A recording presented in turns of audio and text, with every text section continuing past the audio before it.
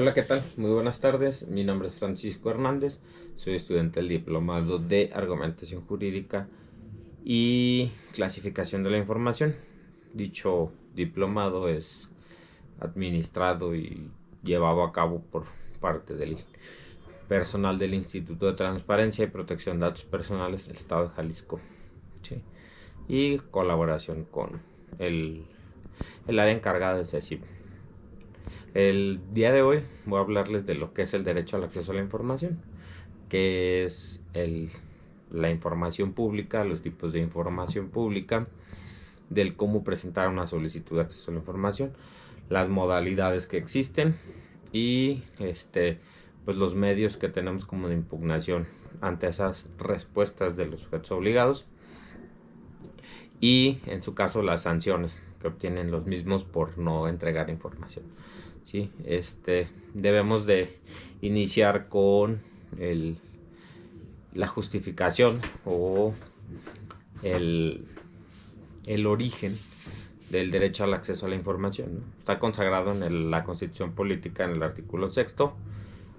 De ahí nace la obligación de la creación de organismos garantes, las obligaciones que tienen cada sujeto obligado en la generación de un encargado de la unidad de transparencia.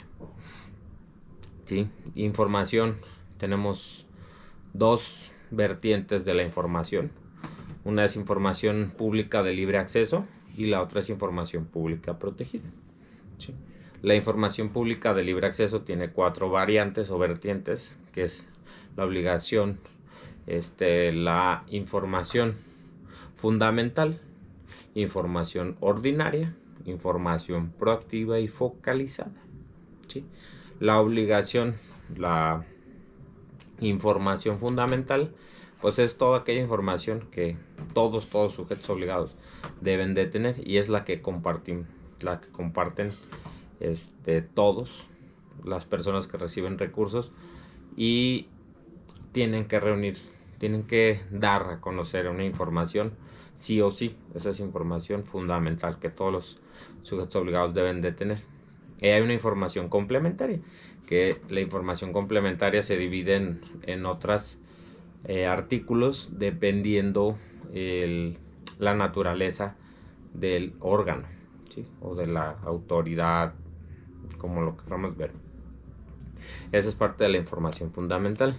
La información ordinaria es información pública, pero no es considerada como fundamental. ¿Sí? Esta es la información que tiene que ser a petición de parte, mediante una solicitud de acceso a la información.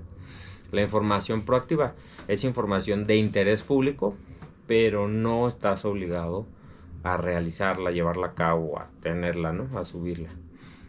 Y la información focalizada, esta es información igual de interés público, pero es de un tema en específico para un sector en específico, ¿no? Como una campaña publicitaria para que se atiendan el cáncer de mamas, etc, etc, ¿no?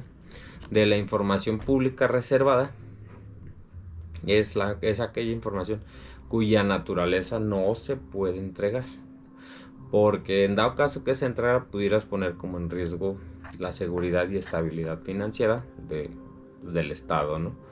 Y la información confidencial, esta es información inherente a los particulares que no se pueden transferir excepto a los mismos. De aquí, de los tipos de información que obtenemos y haciendo uso de la información ordinaria, voy a hablar de la modalidad para poder presentar una solicitud de acceso a la información. La ley prevé como de 6 a 8 tipos de modalidades. La primera de ellas y más importante es la Plataforma Nacional de la Transparencia. Posteriormente correo electrónico, que son las que más utilizan. Correo electrónico, vía telefónica y de manera personal o presencial ante el sujeto obligado. De aquí, una vez que nosotros presentamos nuestra solicitud, el sujeto obligado tiene 8 días para darnos respuesta. ¿Sí? De esos 8 días, el sujeto obligado se puede extender siempre y cuando la calidad o la información que yo haya solicitado pudiera ser que se tardaran más en entregármela. Ahí sí es la única manera en que pudieran prorrogar el acceso a la información y que me puedan dar una respuesta.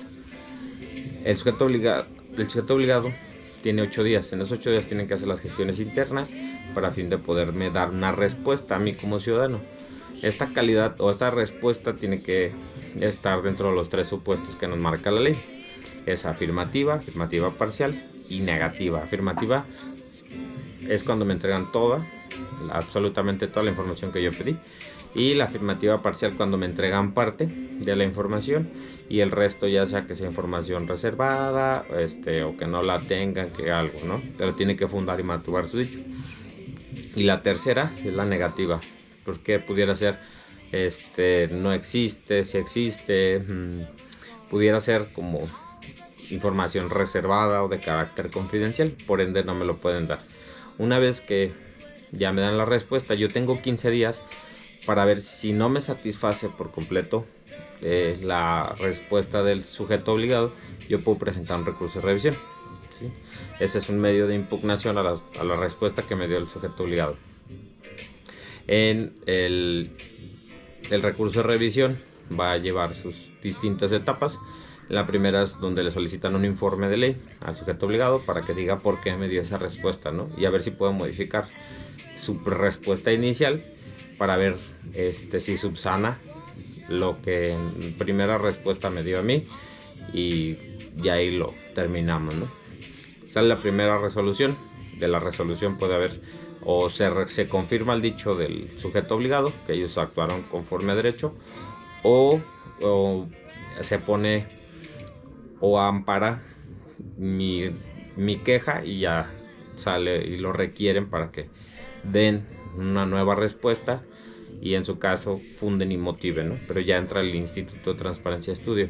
Después de esa resolución viene una primera determinación de cumplimiento, dado caso que la hayan requerido. Ok, lo requieren en la primera resolución, sale la primera determinación. La determinación ya corroboraron que sí me dio la información, se da por concluida, se le tiene por cumplida al sujeto obligado. No cumple, hay una sanción. La primera sanción que recibe es una amonestación pública con copia del expediente laboral. Se la va a llevar a donde se vaya a trabajar.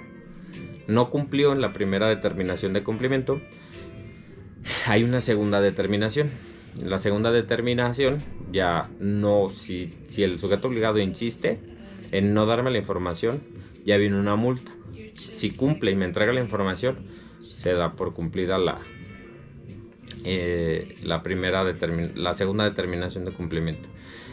En el caso que haya una tercera determinación de cumplimiento, el sujeto obligado, ya si no cumplió a la tercera, ya hay una amonestación, hay un arresto administrativo para el titular del sujeto obligado, ¿sí? Y una vez que ya cumplen, pues ya se da por terminado, ¿no? Que si estamos inconformes con la primera resolución por parte del ITEI, podemos presentar la revisión ante el Instituto Nacional de Acceso a la Información, el INAI. Y ya el INAI se va a encargar de revisar si el Instituto de Transparencia actuó conforme a derecho. Y si no actuó, pela. Y vamos a tener que... Él les va a ordenar, el Instituto Nacional, que pues resuelvan conforme a derecho. Y prácticamente es eso el círculo del derecho al acceso a la información mediante una solicitud, ¿sí? Muchas gracias.